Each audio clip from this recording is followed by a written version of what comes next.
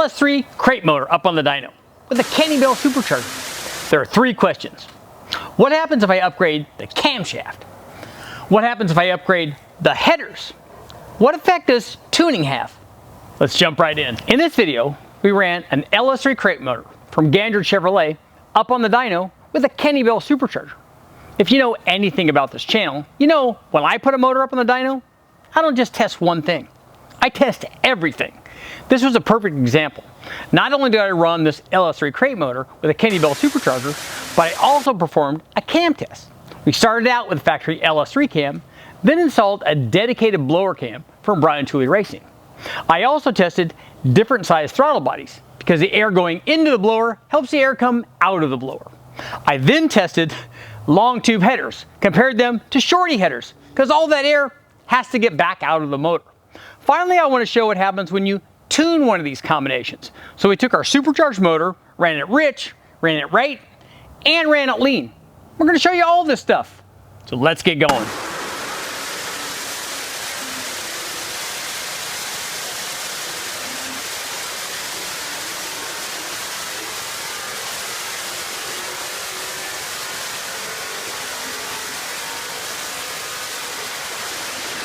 To get things started on our dyno test, we put our basically stock LS3 crate motor, still had the factory cam in it, put it up on the dyno and equipped with it a Kenne Bell Supercharger kit. The kit was originally designed for like a 2010 up Camaro, so it worked well on the dyno, but we configured the motor also with a set of, we did a valve spring upgrade basically because we knew we were going to be installing a camshaft. We also ran it as we always do with long tube headers and an electric water pump. We ran it with a Holley HP management system so that we could tune the thing, and we'll be showing you later on what's going on when we change the tune on it, what effect that has on the power curve.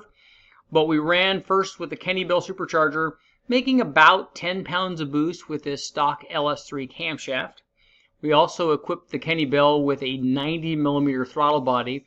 The Kenne Bell Supercharger has a big inlet on it because they've been doing this since the 90s, making these big inlets because they know big inlet going in means big boost coming out. But we had an adapter plate that allowed us to run a 90mm throttle body on this Kenne Bell Supercharger. So equipped in this manner, we tuned this thing, and it produced 672 horsepower and 618 or 19 foot-pounds of torque. So it did really well, but the first thing we did was perform a cam upgrade on it. So we installed a Stage 3 dedicated blower cam, positive displacement blower cam from Brian Tooley Racing. Here's what happened when we installed the blower cam.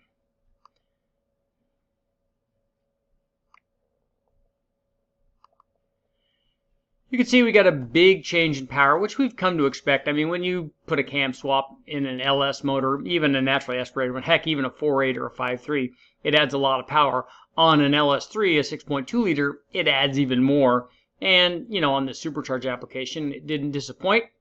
Power output jumped to a peak of, and we didn't even rev it all the way out to 6,500, but it was, almost 725, 730 horsepower. Big power gains, and not just that, but big power gains everywhere. We started this thing at about 3,500 RPM and ran it to 6,500. Good power gains from the cam, which we come to expect. The other thing that's nice is that the camshaft lowered the boost on this combination compared to the factory LS3 cam. So more power, less boost, always good. Let's take a look at our next test. Before we take a look at the change going from a shorty header to a long tube header, I wanted to show you the change in the boost curve offered by the cam swap going from the factory LS3 cam to the Stage 3 blower cam from Brian Tooley Racing. This is the boost curve supplied by the Kenne Bell on our 6.2 liter LS3 with the factory LS3 cam. Now here's what happened when we installed, after we installed the blower cam from Brian Tooley Racing. Red is the Brian Tooley cam, blue is the stock cam. You can see, you saw before we picked up a ton of power, but the nice thing is we also dropped the boost pressure by quite a bit. It was nice. We've got a change from, at say 5,000 RPM, from 7.3 to 8.3. So it dropped it by basically a full pound, and kind of consistently everywhere. The shape of the curve, the boost curve remained the same, but it just dropped boost. So more power, less boost, all good. Let's get to that header test. Now it's time to compare a set of shorty headers and collector extensions. Basically, we always run an exhaust after the header, regardless of what header size we use. So we wanted to compare a set of shorty headers to a set of long tube headers. A lot of guys don't want to put long tube headers on their cars. Sometimes fitment, sometimes legality, all of that stuff. So we want to show you what happens with if you run shorty headers rather than run long tubes, or if you upgrade from shorties to long tubes. So equipped with the shorty headers, our Supercharged LS3 produced 706 horsepower and 631 foot-pounds of torque. So here's what happened after we installed long tube headers. And these were from Hooker, but there's a lot of good ones out there.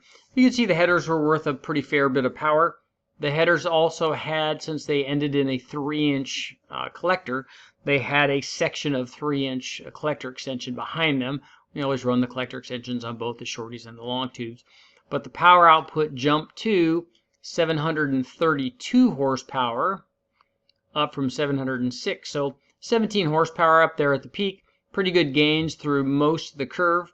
And oddly enough, and we see this occasionally on positive displacement supercharged motors, where the scavenging effect wasn't as pronounced with the long tube header. Although, in all honesty, we didn't run this thing down low enough where the scavenging effect might be more pronounced. But what I find is that the really short runner intake runners that they use on these positive displacement blowers don't seem to be as receptive to that tuning offered by the headers as the longer runners do, longer intake runners. So you got to combine the two, I think. I'm going to do a test on that later on, and we'll find out. And I want to compare running a Vortex supercharged motor, let's say a centrifugal or a ProCharger or a Paxton, with the long runner intake, and then compare that to the same header test run on a Kenne Bell. That might give us a pretty good idea. And we'll obviously run at a lower engine speed and start the test there. Find out what happens. Does it like it more with one combination than the other? That's why we test. The next test run on our Supercharged LS3 crate motor, now a cammed LS3 crate motor, was to compare the throttle body. Now this Kenne Bell kit had been configured with their intake manifold and an adapter plate to allow installation of a 90mm throttle body, but it was a simple upgrade to install their large, like 168mm oval throttle body, which I think they said flows like 2200 CFM, so it's a lot. It's way more than we need to make the power output that we're making on this fairly mild combination, because we're not running a lot of boost here. So equipped with a 90mm throttle body, the supercharged combination produced 724 horsepower. And it's important to note, if you're keeping score, we're not really going in order of all of these things, how we modify these. I'm just showing you the differences. So if it looks like we skipped steps or something, we probably did. So I'm just showing you the differences here, because I ran a lot of tests. I ran a lot of stuff that I'm not even showing you, but I'm going to show you some important ones. So this is a throttle body test. Equipped with a 90mm throttle body, we had 724 horsepower. And after we installed the big throttle body, you can see the power gains here. And as we expect from a throttle body change, which is basically a big air door, so the greater the power output of the test motor, or the higher the boost and stuff that we're running from the Kenne Bell, the greater the gains will be from the throttle body. At a stock power level, putting a big throttle body on might not be worth anything. But if we were running this thing at 800 or 900 horsepower, it's not uncommon for a throttle body upgrade like this to be worth 50 or 60 horsepower. And naturally, when it does that, it also increases the boost, because more air into the supercharger equals more air and boost out of the supercharger. So this combination worked really well. We were making almost 750 horsepower, but you know, the gains were pretty good up here. You're talking about 15 or 20 horsepower from the throttle body out here at the top. Good gains. Now let's take a look and see what happened when we adjust the tune on this thing. Our final test was to illustrate what happens when you tune one of these supercharged combinations. So what I wanted to do, we didn't do timing in this. If you take a look at the other videos I have up on the channel, you'll see where I showed the effectiveness of timing going from what I would call a pump gas tune with very little timing to a race gas tune with even more timing. And timing has much more of an effect on power than air-fuel does. But for this particular test, I'm going to show you a big change in air-fuel ratio. So this is our air-fuel curve, our overly rich air-fuel curve, and we did this for a particular reason. Now I want to show you, we're going to show you 3 runs where we lean this thing out with each step. So what we're going to do is take a look. So we have our blue run is 14, that's ultra rich. 13 is obviously less rich, closer to 11.5, kind of where you probably would want to be with most of these supercharged applications. And then we got a little bit crispy on on run 11, which is the red one, the very top one. You can see that's actually over 12-to-1 airfield, which would be a little on the lean side for most applications. I would not like to run. I mean, we can do it on the dyno because it's not going to hurt it, but I don't think I'd run around on the street like that. But these are the airfield curves. Now let's take a look at our horsepower curves. So we'll run them in the same order.